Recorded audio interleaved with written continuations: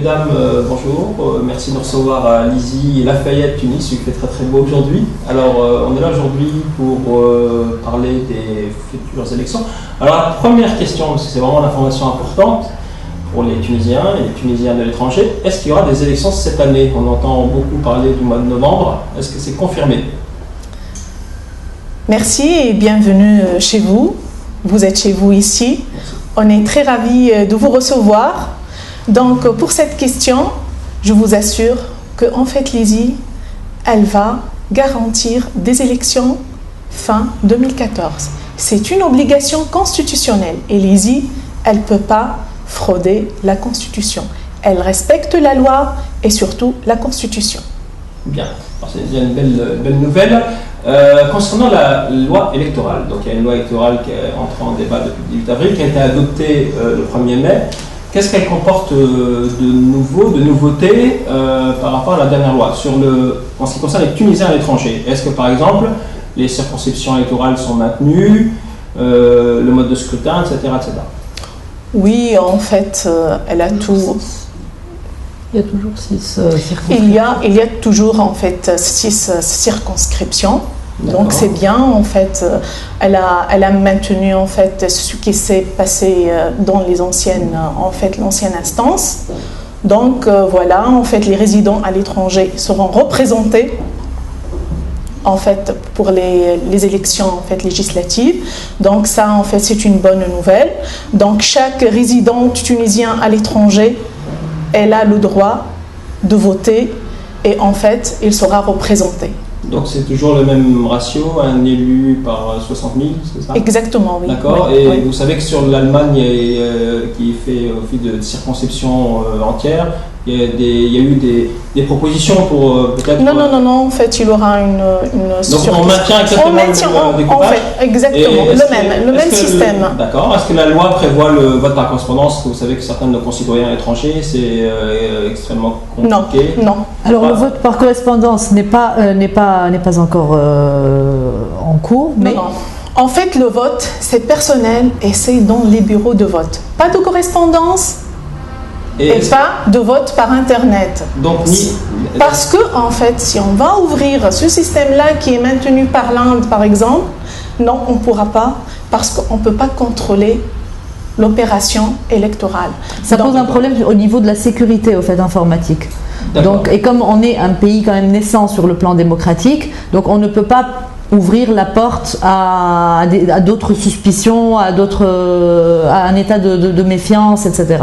D'accord. Est-ce que le vote par procuration sera autorisé? Non plus. Non plus. Donc oui, qu'est-ce qu'il faut? Moi, demain, j'ai envie de m'inscrire, d'être le premier à m'inscrire. Qu'est-ce qu'il faut? Il faut avoir un passeport. D'accord. Ça, c'est important, c'est un message pour...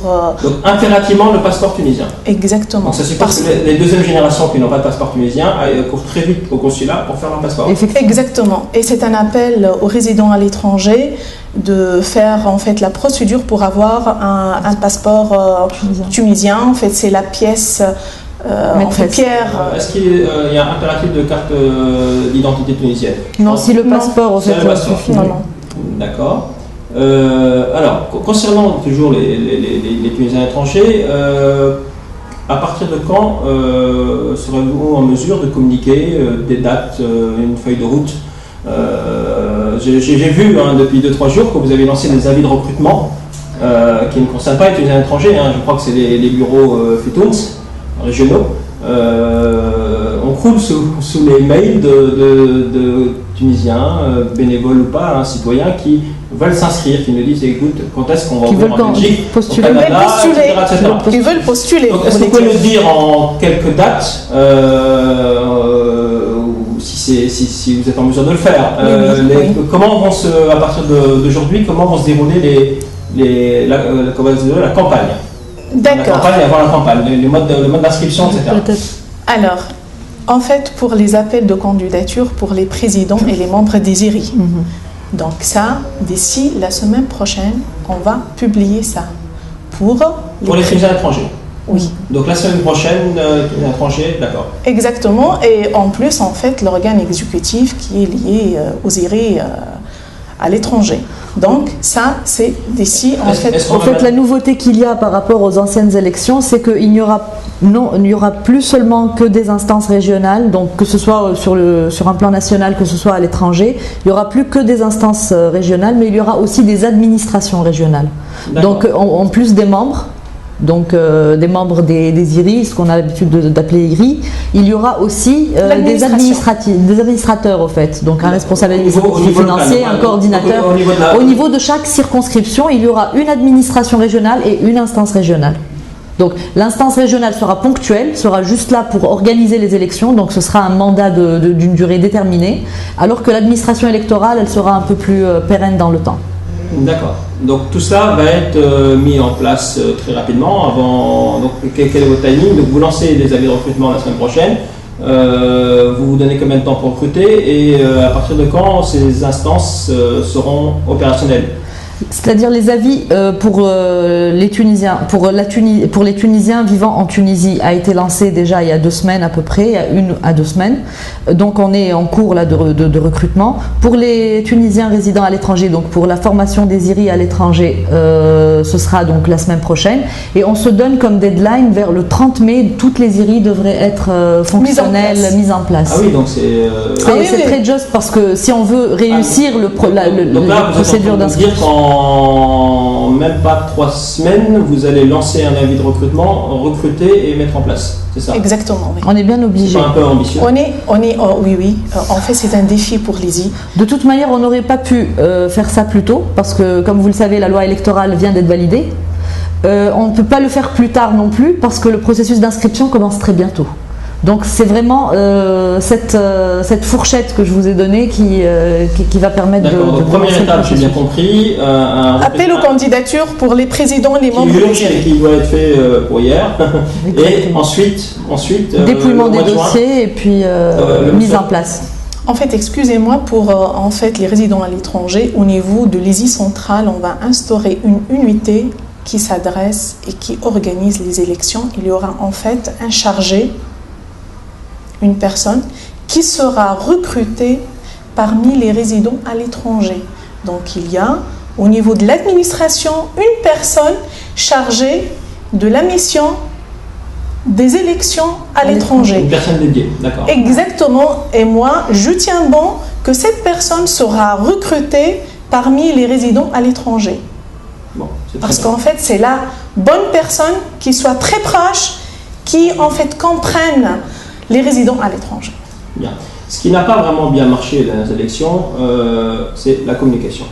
Oui. Donc, comme on l'a un peu sous-entendu tout à l'heure, est-ce que vous avez conscience, c'est vraiment ma question, et est-ce que cette année, il y aura une vraie campagne pour inciter, parce que vous connaissez les chiffres mieux que moi, l'abstention a été record dans les élections, s'explique en partie par le fait qu'effectivement, manque de temps, etc. Aujourd'hui, est-ce que vous avez conscience de ce manque? Est-ce qu'il y a une vraie campagne pour les Tunisiens à l'étranger, pour les sensibiliser à aller voter?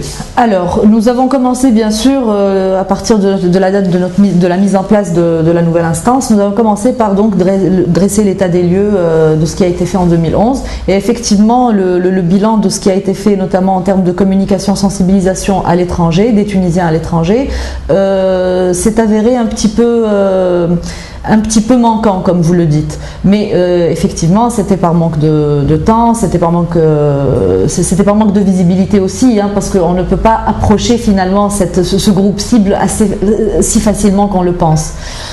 Donc voilà, des focus group ont été organisés, une réflexion a été instaurée. Et ce qu'on peut avancer aujourd'hui, c'est de dire que la campagne de sensibilisation consistera essentiellement donc en une campagne classique en termes de sensibilisation par les masses médias. Donc les masses médias qu'on utilisera pour atteindre les Tunisiens à l'étranger, ça va être notamment donc la télé. Surtout pour la première campagne donc d'incitation à l'inscription qui va se dérouler très bientôt. Ça va être une période estivale, mi-ramadanesque peut-être. Et du coup, on sait très bien que les taux d'audience, notamment donc pour les Tunisiens de première génération, est très élevé même. Et je pense que c'est le meilleur vecteur qui pourrait transmettre donc les informations et les messages clés de l'ISI. Maintenant, comme deuxième alternative, c'est la campagne digitale. Donc là, nous avons aussi quelques chiffres de Tunisiens résidant à l'étranger sur leur utilisation des réseaux sociaux, Internet, Facebook, même les journaux électroniques tunisiens qui sont assez visités, les radios électroniques, etc., les sites des radios, plusieurs blogs aussi. Donc ici, effectivement, nous avons commencé à mettre en place, donc c'est une campagne qui va bientôt être lancée, donc on communiquera dessus en temps voulu. Et ce sera certainement 2 à 3 semaines avant le jour effectif, le jour du lancement de la campagne de l'inscription. Ce sera donc une campagne digitale qui ne ciblerait pas uniquement les Tunisiens résidant à l'étranger, mais ciblerait donc toute personne utilisant le web, utilisant le net, Facebook, etc. Et donc il y aura aussi le lancement d'un jeu électronique, d'un jeu virtuel. Il y aura la refonte du site de l'ISI, donc un nouveau site avec une nouvelle plateforme, notamment de l'inscription en ligne, mais également des ressources en ligne qui sont assez accessibles. Et puis, nous comptons un petit peu sur cet effet viral, au fait, pour créer une dynamique auprès des Tunisiens à l'étranger. Bien, je vois qu'il y a beaucoup de belles choses déjà de prévues. Ouais. On s'approche de la fin. Juste si vous avez un message court de préférence aux abstentionnistes. Alors, pour les abstentionnistes, j'aimerais bien adresser un petit message. C'est que vous n'aurez pas le choix et vous risquez de le regretter si vous ne le faites pas, par contre, parce qu'il faut s'inscrire pour voter. Cette fois, il n'y a pas le choix. C'est inscrit dans la loi électorale. Donc celui qui ne s'inscrit pas ne votera pas parce qu'il n'y a plus d'inscription automatique comme il y a eu en 2011.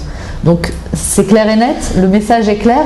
Il vaut mieux s'inscrire déjà et par la suite être sensibilisé ou pas au vote, mais au moins s'inscrire pour garantir cet accès au vote. Par la suite, vous aurez le temps de penser à l'abstention, à la limite. C'est ce que je pourrais dire. Madame Rissi, un petit message pour alors, moi, je m'adresse... qui sont malheureusement très nombreux, trop nombreux d'ailleurs. Exactement, Alors, votez en masse. En fait, veuillez à ce que vous soyez représentés, respectés. La Tunisie, c'est votre pays.